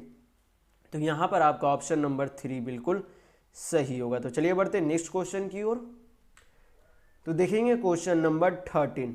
यहाँ पर दिया गया है क्वेश्चन में कि ए, बी और सी मिलकर एक काम को कितने दिनों में करते हैं, 4 दिनों में करते हैं। यानी कि कोई काम है जिसे ए, बी और सी तीनों मिलकर कितने दिनों में पूरा करते हैं, 4 दिनों में पूरा करते हैं। फिर बोला गया है कि यदि ए और बी कार को जो है कितने दिनों में करते हैं, 5 दिनों में कर सकते हैं। यानी कि अगर ए और बी अकेले जो है दोनों मिलकर काम करते, यानी कि सी अब काम नहीं कर रहा, तो खाली अकेले ए और बी मिलकर जो है मिलकर कितने दिनों में पूरा कर लेते हैं, तो 5 दिनों में पूरा कर लेते हैं। फिर बोला गया आगे कि बी और सी जो है 10 दिनों में कर सकते हैं। यानी कि उसी काम को बी और सी जो है मिलकर कितने दिनों में पूरा कर सकते हैं, 10 दिनों में पूरा कर सकते हैं। तो आपसे पूछा जा रहा है क्वेश्चन में कि ए और सी द्वारा लिए गए दिनों को ज्ञात करें। यानी कि ए और सी अगर मिलकर एक साथ काम करते हैं तो कितने दिनों में उसी काम को पूरा कर सकते हैं, ये आपसे पूछा जा रहा है। तो मैं आपको पहले वाले वीडियो में काफ़ी बार बता चुका हूँ कि टोटल वर्क बराबर क्या होता है, इफिशियंसी इनटू टाइम होता है, यानी कि TW टोटल वर्क यानी कि कुल कार्य, इफिशियंसी ई से इफिशियंसी यानी कि कार्य क्षमता, टी से टाइम यानी कि समय होता है। तो यहाँ पर सबसे पहले हम लोग क्या करेंगे, यहाँ पर 4, 5 और 10 का एलसीएम यानी कि लघुत्तम ले लेंगे। तो 4, 5 और 10 का एलसीएम कितना होता है, 20 होता है। 4, 5 और 10 का एलसीएम यानी कि लघुत्तम कितना होता है, 20 होता है। तो 20 को जब 4 से भाग देंगे तो कितना आ जाएगा, 5 आ जाएगा। यानी कि ए, बी और सी मिलकर एक दिन में कितना काम करते हैं, तो 5 काम करते हैं। ए, बी और सी मिलकर एक दिन में कितना काम करते हैं, 5 काम करते हैं। अब फिर क्या करेंगे, 20 को 5 से भाग देंगे तो क्या आ जाएगा, 4 आ जाएगा। तो यहाँ पर हमें पता चल गया कि ए और बी मिलकर एक दिन में कितना काम करते हैं, 4 काम करते हैं। फिर 20 को 10 से भाग देंगे तो कितना आ जाएगा, 2 आ जाएगा। यानी कि बी और सी मिलकर उसी काम को जो है प्रतिदिन 2 काम करते हैं। यानी कि तीनों मिलकर, ए बी सी मिलकर एक दिन में 5 काम, ए और बी मिलकर 4 काम करते, बी और सी मिलकर 2 काम करते। तो क्या यहाँ पर से हम लोग ए, बी और सी की एक एक दिन कितना काम करते हैं, यानी कि उनकी कार्य क्षमता कितनी है, यहाँ पर से हम पता लगा सकते हैं। जैसे कि यहाँ पर ए और बी एक दिन में कितना काम करते हैं, 4 काम करते हैं। तो यहाँ पर से हम लोग पता लगा सकते हैं कि एक दिन में सी अकेले कितना काम करेगा। अगर तीनों मिलकर 5 काम करते हैं, ए बी सी मिलकर 5 काम करते हैं और ए और बी सिर्फ मिलकर 4 काम करता है, तो सी जो है कितने काम कर रहा होगा। अगर तीनों मिलकर 5 काम करते हैं तो ए और बी अकेले दोनों मिलकर जो है 4 काम करते हैं। तो 5 - 4 यानी कि सी जो है एक दिन में 1 काम करता है, यानी कि सी की हमें कार्य क्षमता प्राप्त हो गई। अब हमें क्या चाहिए, ए की कार्य क्षमता चाहिए, क्योंकि हमें चाहिए कि ए और सी कितने दिनों में काम करेंगे। तो हमें तो सी की कार्य क्षमता यानी कि उसकी इफिशियंसी पता हो गई। अब हमें क्या करना है, ए की कार्य क्षमता पता करनी है। तो यहाँ पर दिया गया है कि बी और सी एक दिन में 2 काम करते हैं, बी और सी एक दिन में 2 काम करते हैं और तीनों मिलकर कितने काम करता है, 5 काम। यानी कि अगर ए, बी और सी जो है मिलकर 5 काम करते हैं, लेकिन बी और सी मिलकर सिर्फ 2 काम करते हैं, यानी कि ए जो है कितना काम कर रहा होगा, तो 5 - 2 यानी कि ए अकेले 3 काम करता है। तो हमें अब पता चल गई कि सी अकेले एक दिन में 1 काम करता है, ए अकेले एक दिन में 3 काम करता है। हमें टोटल जो है करना कितना काम है, ए और सी मिलकर जो है करेंगे कितना काम, तो 20 काम करेंगे। यानी कि 20 काम करना है। दोनों मिलकर जो है एक दिन में कितना काम करेंगे, तो एक दिन में 3 और 1 4 काम करेंगे। यानी कि हमें करना टोटल काम 20 काम है। एक दिन में दोनों मिलकर 4 काम करते तो 20 काम को अगर प्रतिदिन 4 काम करते तो 4 से भाग देंगे 20 को, तो आपका क्या निकल जाएगा, टाइम निकल जाएगा कि कुल समय जो है कितने समय में करेंगे। तो 4 × 5 आपका कितना हो जाएगा, 20 हो जाएगा। यानी कि 5 दिन में ए और सी जो है उस काम को पूरा कर सकते हैं। तो यहाँ पर इस क्वेश्चन का आंसर क्या होगा, 5 डेज यानी कि 5 दिन होगा। तो चलिए बढ़ते हैं नेक्स्ट क्वेश्चन की ओर। तो देखेंगे क्वेश्चन नंबर 14। यहाँ पर क्वेश्चन में दिया गया है कि सबसे छोटी संख्या जिसे 5, 6, 7, 8 से विभाजित करने पर शेषफल यानी कि रिमाइंडर कितना बच रहा है, 4 बच रहा है। यानी कि शेषफल कितना बचता है, जब उसे 5 से, 6 से, 7 से, 8 से विभाजित किया जाता है तो रिमाइंडर यानी कि शेषफल कितना बचता है, 4 बचता है। लेकिन जब उसे 4 से विभाजित किया जाता है तो वह कोई भी शेषफल नहीं बचता, यानी कि जो भी संख्या होगी वो क्या होगी, 4 से पूरी तरीके से कटेगी। तो यहाँ पर सबसे पहले हम लोग बाई ऑप्शन इसे बनाने की कोशिश करेंगे कि कौन सा ऑप्शन जो है 4 से पूरी तरीके से कट रहा है। तो 4 से कटने का नियम क्या होता है, अंतिम 2 अंक को हम लोग देखेंगे। अंतिम 2 अंक जो भी कटेगा, जिस भी संख्या की अंतिम 2 अंक 4 से कटेगी, वो संख्या पूरी संख्या जो है 4 से विभाजित होगी। तो 40 क्या 4 से कटता है, तो बिल्कुल कटता है। 44 भी 4 से कटता है। 46 लेकिन 4 से नहीं कटता, यानी कि आपका ऑप्शन नंबर 3 यहाँ पर हट गया। 84 भी यहाँ पर आपका 4 से कटता है। तो आपका ऑप्शन यहाँ पर 3 ऑप्शन आपके बचे रह गए। अब हम लोग क्या करेंगे, यहाँ पर जो बोला जा रहा है जो भी संख्या उसको अगर 5 से विभाजित किया जाता है तो शेषफल कितना रहता है, 4 रहता है। जब भी उस संख्या को 5, 6, 7, 8 से विभाजित किया जाता है तो शेषफल कितना बच जाता है, 4 बच जाता है। यानी कि अगर उस संख्या से हम लोग 4 पहले ही माइनस कर दे, उस संख्या से, उस सारे संख्या से 4 अगर पहले ही माइनस कर दे तो वह संख्या क्या होगी, अब 5, 6, 7, 8 से पूरी तरीके से विभाजित होगी। क्या होगी, 5, 6, 7, 8 से पूरी तरीके से विभाजित होगी। तो यहाँ पर क्या करेंगे, यहाँ पर सभी का अंतर निकाल लेते हैं और देखेंगे कि 5, 6, 7, 8 से कौन सी संख्या पूरी तरीके से विभाजित हो रही है। और हमें यह भी देखना है कि सबसे छोटी संख्या पूछी जा रही है। क्या पूछी जा रही है, सबसे छोटी संख्या। यहाँ पर क्या करते हैं, सबसे पहले अंतर निकालेंगे। तो 840 में से 4 गया तो कितना बचा, 836। 844 में से 4 गया तो 840। 1684 में से 4 गया तो कितना बच गया आपका, 1680 हो गया। तो यहाँ पर आप क्या देखेंगे, क्या 5 से जब काटेंगे तो 836 क्या कट रहा है, तो बिल्कुल भी नहीं कटेगा, क्योंकि 5 के कटने का नियम होता है कि इकाई अंक या तो 0 हो या तो 5 हो, तभी वह पूरी संख्या 5 से कटेगी। तो आपका ऑप्शन नंबर 1 भी छट गया। तो यहाँ पर आपका क्या बचा, 2 ऑप्शन आपके बचे, ऑप्शन नंबर 2, ऑप्शन नंबर 4। तो अब यहाँ पर सभी संख्याओं को देखेंगे, जैसे कि 5 से तो 840 और 1680 दोनों कटेगा। 6 से भी कटेगी दोनों संख्या, 7 से भी कट रही है 14, यहाँ पर 7 दूनी जो 12 से कट रही है, ये भी आपकी कट रही है। 8 से भी काटेंगे तो 8 से भी दोनों संख्या कट रही है। लेकिन यहाँ पर आपसे क्या पूछा जा रहा है, सबसे छोटी संख्या पूछी जा रही है। यानी कि कट तो दोनों संख्या रही है इन चारों अंकों से, लेकिन छोटी संख्या पूछी जा रही है। तो छोटी संख्या जब पूछी जाएगी तो आपका बड़ा वाला अंक नहीं होगा, जो भी आपका छोटा है वो वाला आपका सही आंसर होगा। यानी कि आपका ऑप्शन नंबर 2 बिल्कुल सही होगा। तो चलिए बढ़ते हैं नेक्स्ट क्वेश्चन की ओर। तो देखेंगे क्वेश्चन नंबर 15। यहां पर दिया गया क्वेश्चन में कि ए और बी क्रमशः 10 दिन और 15 दिन में एक कार्य कर सकते हैं। यदि वे एकांतर दिनों में इस पर कार्य करते हैं और कार्य जो है क्या करता है, पहले ए शुरू करता है, तो कार्य जो है कितने दिनों में पूरा होगा ये आपसे पूछा जा रहा है। तो यहां पर क्या दिया गया, यहां पर दिया गया कि ए जो है 10 दिनों में जो है पूरा कर सकता है कार्य को, और बी जो है उसी काम को कितने दिनों में पूरा कर सकता है, 15 दिनों में पूरा कर सकता है। तो दोनों का क्या करेंगे, एलसीएम लेंगे। तो 10 और 15 का एलसीएम आपका कितना हो जाएगा, 30 हो जाएगा। फिर 30 को क्या करेंगे, 10 से भाग देंगे तो आपका कितना आ जाएगा, 3 आ जाएगा। फिर 30 को 15 से भाग देंगे तो 2 आ जाएगा। यानी कि ए एक दिन में कितना काम करता है, 3 काम करता है। बी एक दिन में कितना काम करता है, 2 काम करता है। और करना जो है दोनों को मिलकर जो है कितना काम करना है, 30 काम करना है। लेकिन काम जो किया जा रहा है इस तरीके से किया जा रहा है कि पहला दिन मान लीजिए शुरुआत ए ने किया, तो पहला दिन ए किया, फिर दूसरा दिन बी करेगा, फिर तीसरा दिन ए करेगा, फिर चौथा दिन बी करेगा। यानी कि अल्टरनेटिव डेज में, यानी कि एक दिन ए काम कर रहा है, एक दिन बी काम कर रहा है, इस तरीके से काम किया जा रहा है। यानी कि पहला दिन में कौन काम करता है, ए काम कर रहा है, यानी कि पहला दिन में 3 काम होता है। अब दूसरा दिन ए काम नहीं कर रहा है, कौन काम कर रहा है, दूसरा दिन बी काम कर रहा है, यानी कि 2 दिन। और दूसरा दिन में कौन काम कर रहा है, बी काम कर रहा है, यानी कि बी जो है कितना काम करेगा, 2 काम करेगा। यानी कि कुल मिलाकर 2 दिन में कितना काम किया जाएगा, 3 2 5 काम किया जाएगा।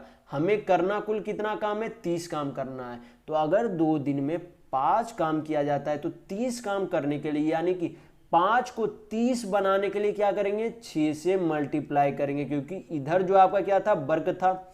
तो वर्ग को टोटल वर्ग बनाने के लिए, यानी कि 5 को 30 बनाने के लिए क्या करेंगे, इधर भी 6 से मल्टीप्लाई करेंगे, इधर भी 6 से मल्टीप्लाई कर देंगे।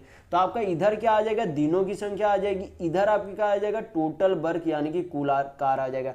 यानी कि 30 कार को, यानी कि उस 30 काम को करने में कुल मिलाकर अगर अल्टरनेटिव डेज में किया जाता है तो आपका कुल कितना दिन लगेगा, 12 दिन लगेंगे। कितने दिन लगेंगे, 12 दिन लगेंगे। तो यहाँ पर आपका ऑप्शन नंबर 1 बिल्कुल सही होगा। तो चलिए बढ़ते हैं नेक्स्ट क्वेश्चन की ओर। तो देखेंगे क्वेश्चन नंबर 16। यहां पर दिया गया क्वेश्चन में कि 3 उम्मीदवार ने एक चुनाव लड़ा और उन्हें क्रमशः 1148, 7624 और 11628 वोट मिले। जीतने वाले उम्मीदवार को कुल मतों का कितना प्रतिशत वोट मिला। तो सबसे पहले हमें यहाँ पर दिख रहा है कि जीतने वाला उम्मीदवार कौन होगा, जिसने सबसे ज़्यादा वोट प्राप्त किया होगा। तो सबसे ज़्यादा वोट कितना प्राप्त किया गया, तो 11628। कितना, 11628। ये जो है क्या है, सबसे अधिक मत पाने वाला क्या है, उम्मीदवार है। तो हमें क्या निकालना है कि इसने जो है कुल वोट का, यानी कि कुल जो है जितने वोटर थे, कुल वोटर के कितने प्रतिशत वोट जो है जीतने वाले उम्मीदवार को मिला। तो हमें क्या करेंगे, विनर उम्मीदवार का वोटर का प्रतिशत निकालने के लिए क्या करेंगे, टोटल वोट को नीचे लिखेंगे, यानी कि वो जो उम्मीदवार जितना वोट प्राप्त किया बटा टोटल जितना जो है मत डाला गया। तो यहाँ पर क्या करेंगे, सभी को जोड़ देंगे तो आपका कितना हो जाएगा, 8 4 12 8 20, हाथ में 2, 4 2 6 2 8 2 10, हाथ में 1 आपका। यहाँ पे आपका हो गया 11 और 76 आपका कितना हो गया, 87, 87 या 1 आपका 88 हो गया। 88 या 116 आप जब आप जोड़ेंगे तो आपका कितना हो जाएगा, 88 या 116 आप जोड़ेंगे तो आपका हो जाएगा 204, आपका कितना हो जाएगा, 204 हो जाएगा। तो अब क्या करेंगे, इसे परसेंट में चेंज करना है, तो परसेंट में चेंज करने के लिए क्या करेंगे, 100 से मल्टीप्लाई करेंगे तो आपका क्या निकल जाएगा, जीतने वाले उम्मीदवार के कुल मतों का प्रतिशत निकल जाएगा। तो इसे हल करेंगे तो 2 शून्य 2 शून्य चला गया, 6 से काटेंगे तो 6 तिया 18, 6 चौक 24 आपका हो जाएगा, 6 से आपका 1 5, 6 नमा 54, 2 आपका हो गया 6 तिया 18, 6 8 48 हो गया। फिर यहाँ पर काटेंगे तो 17 दूनी 34 आपका हो गया, 17 दूनी 34, यहाँ पर हम लोग यहाँ पर फिर से देख लेते हैं, यहाँ पर 6 से काटा हम लोगों ने 6 5, 6 नमा 54, 2 आपका 6 तिया 18, 6 8 48 बिल्कुल सही है। यहाँ पर फिर से काट लेते हैं, 17 दूनी 34, यहाँ पर 17 से काटेंगे तो एक बार में चला जाएगा, यहाँ पर 2 बचा तो 17 1 17 आपका हो गया, 3 3 6 17 चौक 68 हो गया। 2 से काटेंगे तो कितना बार में चला जाएगा, 57 बार में चला जाएगा, यानी कि आपका कितना प्रतिशत आ गया, 57% आ गया। कितना आ गया आपका, 57% जीतने वाले उम्मीदवार को वोट मिले थे। तो यहां पर आपका ऑप्शन नंबर 1 बिल्कुल सही होगा। तो चलिए बढ़ते हैं नेक्स्ट क्वेश्चन की ओर। तो देखेंगे क्वेश्चन नंबर 17, ये आपका क्या है, ग्राफ का ही क्वेश्चन है। तो ग्राफ में क्या दिया गया था, 3 कंपनी दिए गए थे, सभी में जो है कागज का उत्पादन दिया गया था। देखेंगे क्वेश्चन में पूछा क्या जा रहा है आपसे, यहाँ पर क्वेश्चन में आपसे पूछा जा रहा है कि वर्ष 1996 से 97 तक कंपनी यक्स के उत्पादन में कितने प्रतिशत की वृद्धि आई। यानी कि 1996 में यक्स जो आपका क्या है, ब्लू वाला है, तो 1996 में जो है कितना उत्पादन किया गया था, यक्स कंपनी द्वारा 1996 में कितने लाख टन का जो उत्पादन किया गया था, तो 30 लाख टन का यक्स कंपनी द्वारा किया गया था। फिर 1997 में कितना किया गया, तो 40 5 45 किया गया, यानी कि वृद्धि कितने का हुआ, वृद्धि यहाँ पर कितने का हुआ, 15 लाख टन का हुआ, यानी कि 30 से कितना हो गया 45, यानी कि वृद्धि कितने का हुआ, 15 का हुआ। अब वृद्धि यानी कि बढ़ा किस में, तो 30 में बढ़ा, यानी कि तुलना यानी कि इंक्रीजमेंट जो है किस में हुआ, 30 से जाकर 45, यानी कि 30 में वृद्धि हुई। तो नीचे क्या लिखेंगे, 30 लिखेंगे, और परसेंट में इसे चेंज करना है तो 100 से मल्टीप्लाई करेंगे। इसे कैलकुलेट कर लेंगे अब हम लोग, तो 15 दूनी 30, 2 से काटेंगे 100 को, कितना बार में चला जाएगा, 50 बार में चला जाएगा, यानी कि वृद्धि प्रतिशत आपका कितना आ गया, 50%। कितना आ गया, 50%। तो यहाँ पर आपका ऑप्शन नंबर 1 बिल्कुल सही होगा। तो चलिए बढ़ते हैं नेक्स्ट क्वेश्चन की ओर। तो देखेंगे क्वेश्चन नंबर 18, ये आपका क्या है, सिंप्लीफिकेशन का क्वेश्चन है। बॉडमास थ्योरम मैं आपको इस वीडियो में बता चुका हूँ कि क्या होता है, तो चलिए इसे सिंप्लीफाई कर लेते हैं। तो ये आपका क्या स्मॉल ब्रैकेट है, तो सबसे पहले स्मॉल ब्रैकेट का हल कर लेंगे हम लोग। तो यहाँ पर कितना हो जाएगा, गुना करने पर 3 ऊपर 3 इंटू 1 3, 4 इंटू 2 यानी कि 4 दूनी 8 हो जाएगा। बाकी सारा क्या कर लेंगे, नीचे लिख देंगे। तो 7 + 5 यहाँ पर कर लेंगे तो आपका कितना हो जाएगा, 12 हो जाएगा, माइनस ब्रैकेट को बाहर यहाँ पर निकाल लेंगे तो कितना हो जाएगा, 3/8। ऑफ मतलब क्या होता है हिंदी में, का मतलब क्या होता है, गुना। ऑफ हिंदी में का दिया हो रहा था, दोनों का मतलब गुना होता है। यहां पर क्या है, फिर आगे गुना 2/7 है आपका, प्लस गुना यहां पर दिया गया तो पहले इसी सिंप्लीफाई हम लोग कर लेंगे। तो 7 दूनी आपका कितना हो जाएगा, 14, तो 3 बटा आपका कितना हो जाएगा, 4 हो जाएगा। अब हम लोग क्या करेंगे, यहाँ पर काट लेंगे तो 2 चौक 8 हो जाएगा। यहाँ पर सारा लिख लेंगे नीचे, तो 12 माइनस 3/28 प्लस आपका कितना हो गया, 3/4। तो यहाँ पर क्या करेंगे, 1 28 और 4 का एलसीएम ले लेंगे। तो एलसीएम आपका कितना हो जाएगा, 28। 28 इंटू 12 करेंगे तो आपका कितना हो जाएगा, 280, और 56 आपका कितना हो जाएगा, 280 और 56 आपका 336 हो जाएगा। कितना हो जाएगा, 336 माइनस 3 प्लस 4 सते 7 21 हो जाएगा। यहाँ पर आपका 21 हो गया। इसे क्या कर लेंगे, जोड़ घटाव कर लेंगे यहाँ पर, तो आपका कितना हो जाएगा, +18 18 36 36 में यानी कि 336 में 18 जोड़ेंगे तो आपका कितना हो जाएगा 354 हो जाएगा। कितना हो जाएगा 354 बटा नीचे कितना 28 है, 2 से कट रहा है तो काट लेंगे तो कितना आ जाएगा 17 दूनी 34, 2 सत्ते यहाँ पर 14 हो जाएगा। आपका कितना आ गया सिंप्लीफिकेशन करने पर 177 बटा 14, यानी कि सिंप्लीफिकेशन को सिंप्लीफाई करने पर, हल करने पर आपका कितना आया आंसर 177 बटा 14, यानी कि 177 बटा 14 आया। तो यहाँ पर आपका ऑप्शन नंबर 4 बिल्कुल सही होगा। तो चलिए बढ़ते हैं नेक्स्ट क्वेश्चन की ओर। तो देखेंगे क्वेश्चन नंबर 19। यहाँ पर दिया गया क्वेश्चन में कि ये जो है क्वेश्चन आपका इंग्लिश में, हिंदी में ये क्वेश्चन हमें नहीं मिल पाया था, तो इंग्लिश में मैं इसे आपको हिंदी में करके हिंदी में आपको समझा दूंगा क्या है एक क्वेश्चन में। यहाँ पर दिया गया क्वेश्चन में कि there is a 10% discount on a dozen pair of trouser marked at 6000, यानी कि 6000, यानी कि बोला गया है कि कोई जो है ट्राउजर है जो कि 1 दर्जन, यानी कि 1 दर्जन ट्राउजर का कीमत जो है कितना है 6000 रुपये है। 1 दर्जन ट्राउजर यानी कि 1 दर्जन जो ट्राउजर यानी कि कोई भी जो है पहनने वाली वस्त्र है वो जो है 1 दर्जन का जो है कितना कुल मूल्य है बोला जा रहा क्वेश्चन में 6000 रुपये है। कितना बोला जा रहा है 6000 रुपये है। और उन जो है प्रति ट्राउजर पर क्या किया जाता है 10% का डिस्काउंट दिया जाता है। बोला जा रहा है कि प्रत्येक ट्राउजर पर 10% का डिस्काउंट दिया जाता है और कुल 1 दर्जन का ट्राउजर कुल जो है मार्क्ड प्राइस है, ये आपका जो है खरीदा गया मूल्य नहीं है, ये आपका क्या है मार्क्ड प्राइस है, यानी कि 1 दर्जन ट्राउजर का अंकित मूल्य 6000 रुपये है, लेकिन प्रत्येक ट्राउजर पर क्या किया जाता है 10% की छूट दी जाती है। तो आपसे क्वेश्चन में पूछा जा रहा है कि how many pair of trouser can be bought with 27,000 rupees, यानी कि अगर उसके पास 2700 रुपये है, अगर मान लीजिए कि आपके पास 2700 रुपये है तो आप कितने ट्राउजर खरीद पाएंगे, आप जो है कितने ट्राउजर खरीद पाएंगे 2700 रुपये में आपसे पूछा जा रहा है।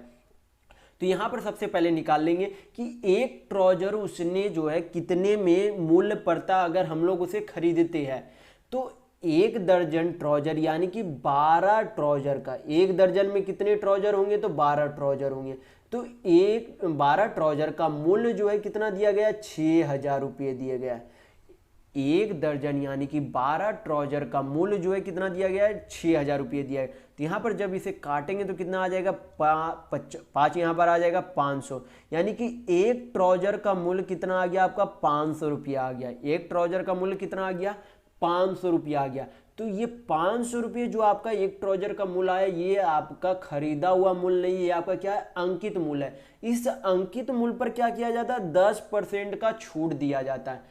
अगर कोई ट्राउजर का मूल्य 500 रुपये उस पर अंकित किया गया है तो उस 500 रुपये पर क्या किया जा रहा है 10% की छूट दी जा रही है। क्या किया जा रहा है 10% की छूट दी जा रही है। तो कोई भी वस्तु का खुद में जो है उस वस्तु का मूल्य कितना होता है 100% होता है। तो 100% रुपये के कोई सामान को 10% का छूट दिया जा रहा है, यानी कि उसे जो है कितने में बेच दिया जा रहा है 90% में बेच दिया जा रहा है।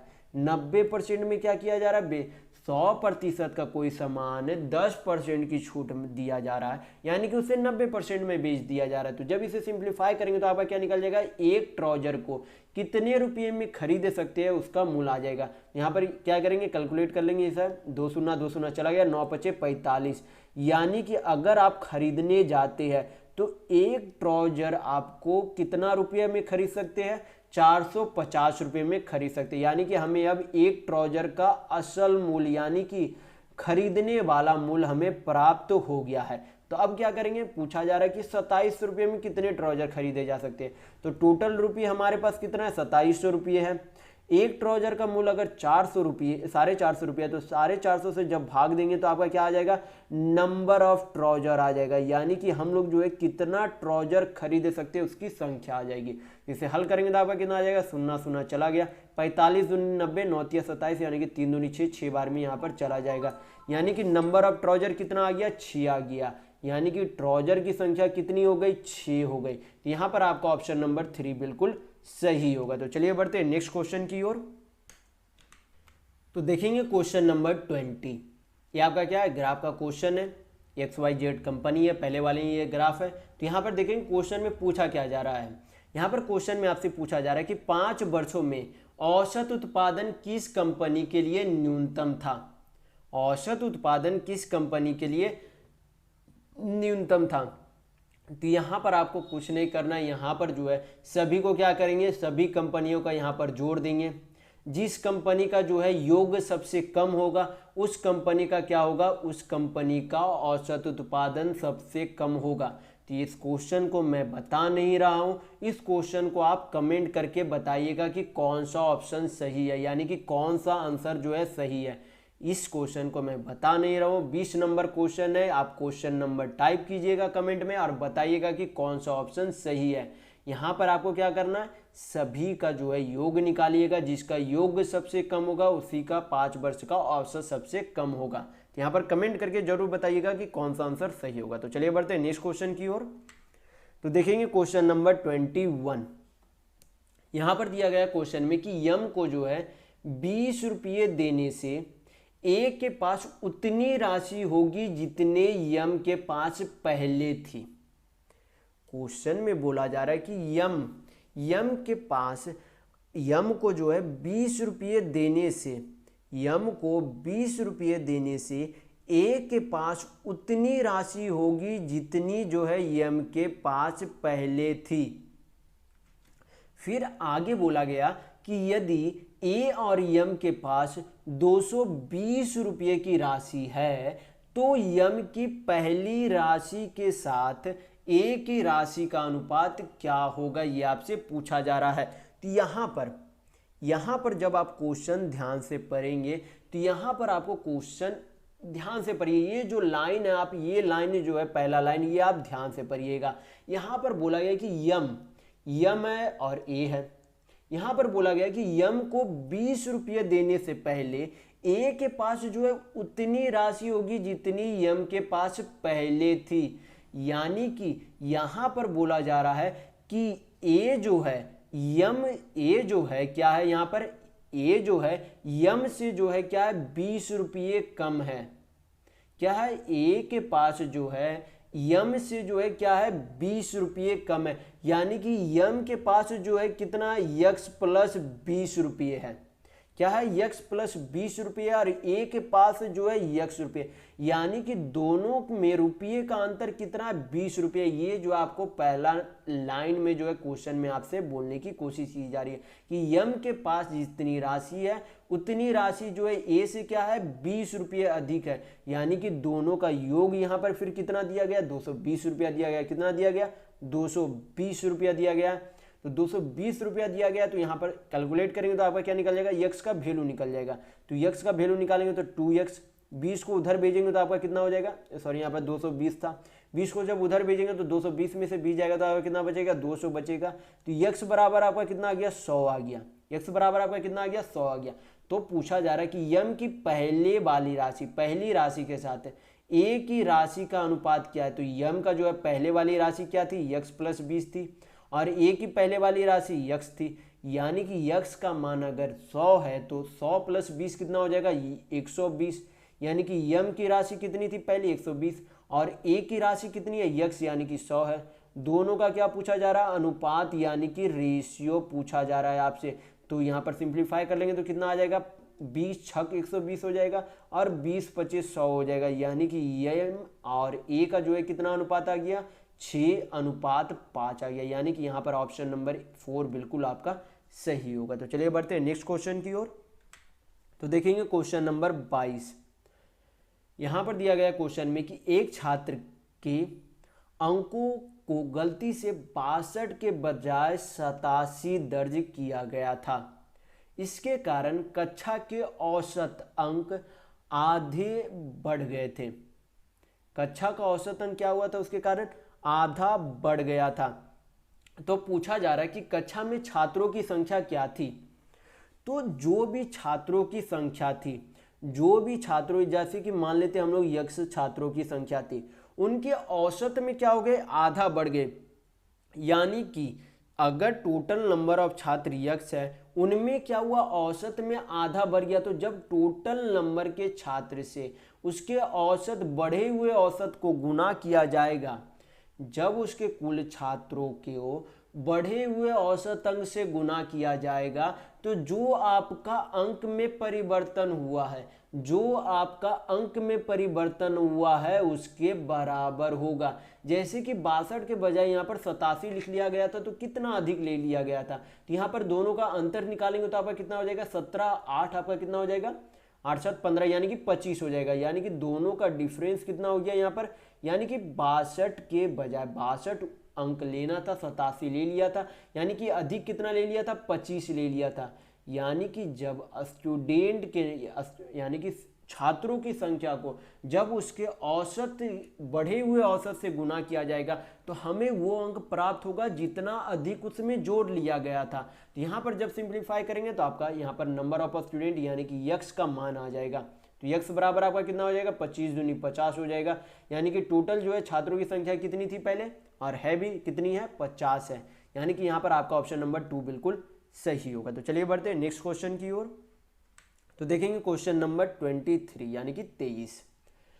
तो क्वेश्चन में आपसे बोला जा रहा है यहाँ पर कि एक समबाहु त्रिभुज के परिमाप का संख्यात्मक मान त्रिभुज के क्षेत्रफल का √3 गुना है। तो आपसे पूछा गया है कि समबाहु त्रिभुज यानी कि इक्विलैटरल ट्रायंगल की प्रत्येक भुजा क्या है। तो सबसे पहले आपको पता होना चाहिए कि इक्विलैटरल ट्रायंगल यानी कि समबाहु त्रिभुज का पेरीमीटर यानी कि परिमाप का फॉर्मूला, और उसके एरिया यानी कि उसके क्षेत्रफल का फॉर्मूला। तो साइड को हम लोग क्या मान लेते हैं, एक समय के लिए ए मान लेते, क्या मान लेते, स्मॉल ए मान लेते। तो पेरीमीटर आपका क्या हो जाएगा 3a हो जाएगा।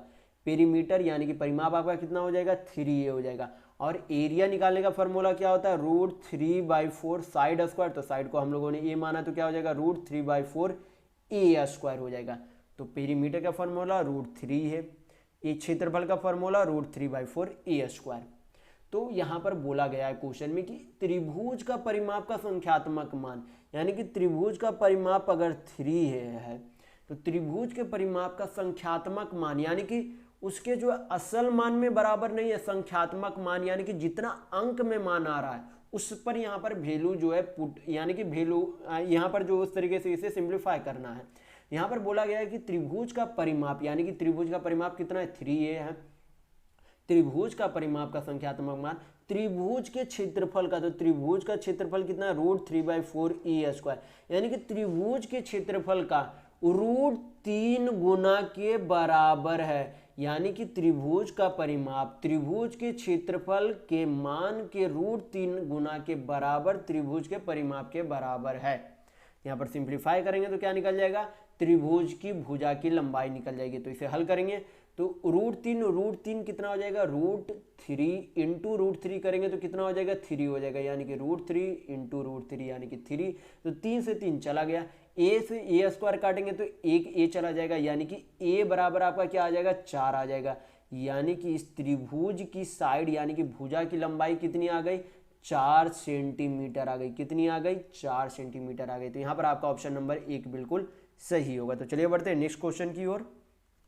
तो देखेंगे क्वेश्चन नंबर 24। यहाँ पर दिया गया क्वेश्चन में कि 50 सेब का विक्रय मूल्य 45 सेब के लागत मूल्य के बराबर है। बोला गया कि 45 सेब का विक्रय मूल्य 50 सेब का विक्रय मूल्य यानी कि 50 एप्पल का सेलिंग प्राइस 45 यानी कि 45 एप्पल के कॉस्ट प्राइस के बराबर है। तो आपसे पूछा जा रहा है कि पूरे में जो है लाभ या हानि प्रतिशत यानी कि प्रॉफिट या लॉस परसेंट क्या है, ये आपसे पूछा जा रहा है। तो यहाँ पर बोला क्या गया कि 50 सेब का विक्रय मूल्य यानी कि 50 सेब का एसपी 45 सेब के सीपी यानी कि क्रय मूल्य के बराबर है। तो 50 सेब के विक्रय मूल्य 45 सेब के क्रय मूल्य के बराबर है। तो इसे क्या करेंगे हल करेंगे तो एसपी और सीपी यानी कि क्रय मूल्य और विक्रय मूल्य का अनुपात आ जाएगा। तो हल करेंगे तो 5 से काटेंगे 10 बार में 5 नमा 45 हो गया। यहाँ पर एसपी बाई सीपी और यहाँ पर कितना आ गया 9/10 यानी कि एक सेब का क्रय मूल्य कितना 9 यूनिट आ रहा है। एक सेब का विक्रय मूल्य कितना है 9 यूनिट है और एक सेब का क्रय मूल्य कितना आया 10 यूनिट आया। यानी कि 10 यूनिट का कोई सेब जो है 9 यूनिट में बेच दिया जा रहा था। क्या किया जा रहा था? 10 यूनिट, एक सेब का मूल्य 10 यूनिट का सेब 9 यूनिट में बेच दिया जा रहा था। यानी कि हमें जो है 10 रुपये, मान लीजिए कि 10 रुपये को कोई सेब 9 रुपये में बेचा जा रहा है, तो हमें क्या हो रहा है? 1 रुपये की हानि हो रही है। और हानि या लाभ प्रतिशत हमेशा किस पर निकाली जाती है? सीपी यानी कि क्रय मूल्य पर निकाली जाती है। तो क्रय मूल्य कितना है? 10 है। परसेंट में चेंज करने के लिए 100 से मल्टीप्लाई करेंगे, 1 चला गया तो आपका कितना आ जाएगा? 10% आ जाएगा। यानी कि यहाँ पर आपका क्या गया? लॉस है। 10% आपका क्या है? लॉस यानी कि हानि है। 10% क्या है? लॉस है, क्योंकि 10 रुपये का सामान 9 रुपये में बेच रहा था, तो हमें क्या हो रहा था? 1 यूनिट की हानि हो रही थी। तो परसेंट में चेंज किया तो कितना आया? 10% हानि आया। तो यहाँ पर आपका ऑप्शन नंबर 4 बिल्कुल सही होगा। तो चलिए बढ़ते हैं नेक्स्ट क्वेश्चन की ओर। तो देखेंगे क्वेश्चन नंबर 25। यहाँ पर क्वेश्चन में दिया गया कि अहमद 5200 रुपये यानी कि 5200 रुपये में एक पुराना स्कूटर खरीदता है। इसके मरम्मत पर 800 रुपये खर्च करता है। यदि वह स्कूटर 6600 रुपये में बेचता है, यदि वह स्कूटर 6600 रुपये में बेचता है, तो उसका लाभ प्रतिशत यानी कि प्रॉफिट परसेंट क्या होगा, ये आपसे पूछा जा रहा है। तो सबसे पहले यहाँ पर निकालेंगे कि टोटल जो है उसे जो है उस स्कूटर को जो है तैयार करने में कितना मूल्य लग गया था। तो 5200 रुपये में खरीदा था, 800 रुपये उसे जो है मरम्मत पर खर्च किया, तो टोटल मूल्य यहाँ पर कितना हो गया उस स्कूटर का? तो टोटल 5200 प्लस 800 यानी कि टोटल जो है उस स्कूटर का सीपी यानी कि क्रय मूल्य कितना हो गया? 5200 प्लस 800 यानी कि 6000 रुपये। तो यहाँ पर एक स्कूटर का क्रय मूल्य कितना आ गया? 6000 रुपये। और उस स्कूटर का विक्रय मूल्य कितना, यानी कि एसपी कितना? 6600 रुपये। यानी कि एक स्कूटर है, मान लीजिए 6000 रुपये में खरीदा, 6600 रुपये में बेच दिया। 6000 का कोई स्कूटर खरीदा, 6600 रुपये में उसे बेच दिया, यानी कि लाभ कितने का हो रहा है? तो 600 रुपये का लाभ हो रहा है। लाभ या हानि प्रतिशत हमेशा किस पर निकाली जाती है? तो सीपी यानी कि क्रय मूल्य पर निकाली जाती है। तो नीचे सीपी लिख देंगे, परसेंट प्रॉफिट को यहाँ पर क्या करना? परसेंट में चेंज करना, तो 100 से मल्टीप्लाई करेंगे, हल करेंगे तो यहाँ पर आपका आंसर आ जाएगा। तो 2 0 2 0 1 0 1 0 चला गया। 6 से 60 को तो कितना बार में चला जाएगा? 10 बार में, यानी कि आपका कितना आ गया? प्रॉफिट परसेंट 10% आ गया, यानी कि आपका लाभ प्रतिशत कितना आ गया? 10%। तो यहाँ पर आपका ऑप्शन नंबर 1 बिल्कुल सही होगा। तो इस वीडियो में बस इतना ही। अगर आपको वीडियो पसंद आया तो लाइक जरूर कीजिएगा, नए हैं तो चैनल को सब्सक्राइब जरूर से जरूर कर लीजिएगा। ये हमारा सोशल मीडिया प्लेटफॉर्म है, आप हमसे यहाँ भी जुड़ सकते हैं। इसके लिंक आपको इस वीडियो के डिस्क्रिप्शन बॉक्स में मिल जाएंगे। और इस वीडियो को अपने दोस्तों के साथ शेयर करना बिल्कुल भी नहीं भूलेगा, ताकि उन्हें भी इस वीडियो से लाभ मिल सके। तो इस वीडियो में बस इतना ही, मिलते हैं अगले वीडियो में, तब तक के लिए धन्यवाद।